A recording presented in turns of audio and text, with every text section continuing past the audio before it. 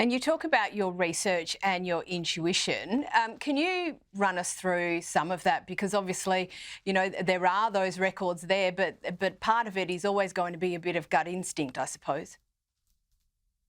I guess, yes. I mean, the actual search for Richard began with an intuition, and it's a bit of a strange story because I walked into the northern end of this car park in Leicester, which was meant to be part of the very large Greyfriars Priory, where Richard had been buried in 1485. And in this particular place, I felt that I was walking on his grave. Sounds a bit strange now, and I can't explain it. But there was also a letter R painted on the tarmac for reserved parking, obviously. But that changed my research focus from his life into his death and his burial. But then all of the research that I then did together with a number of historians in a research project I put together called the Looking for Richard Project, it then showed that the northern end of that car park actually seemed to be where the church was, the choir of the church, and Richard III's burial. Because one of the big stories that is in all the history books that are published before 2012 is that Richard III was exhumed and his stone coffin became a horse trough, or he was thrown into the River Soar. And this is in all of the history books that you can see in 2012, but these were later stories with no evidential basis for them, but they'd been repeated and repeated and repeated over time until they'd become truth and fact. And I think that's why when I was going in search of Richard's lost grave in the car park in Leicester, I did receive quite a bit of ridicule for it because they kind of said, doesn't this woman know that he's not there and that he's in the River Soar? So I think what the Looking for Richard project told me was that you have to look at evidence. You have to be very critical in how you look at the information that we are given, particularly later stories. Absolutely, because those later stories are obviously detached from what happened contemporaneously. But this has all been back in the media recently, an interesting piece in the Times. So what's the latest development in relation to Richard III, Philippa? Why has history been so wrong about him? I think it's again that so many of our historians just believe the later stories without any critical analysis and evaluation of the contemporary source materials.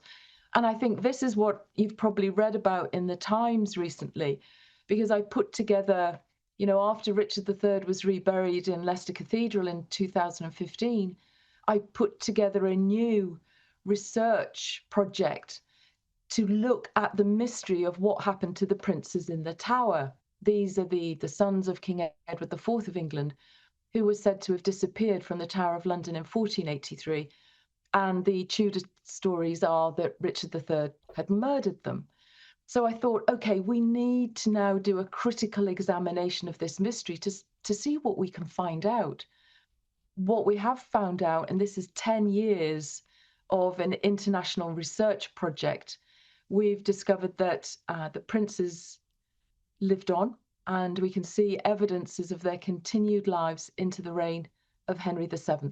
And they actually became two Yorkist claimants to the throne of Henry VII. That's fascinating because, I'm all the way over here in Australia, but the story always was that Richard III murdered those boys in the Tower. That is actually fascinating. And in relation to Richard, are there still any more questions that are unresolved here? I mean, you've dealt with two very big parts of his life and how he is remembered in a historical sense. Is there anything else that needs to be resolved? I don't think so.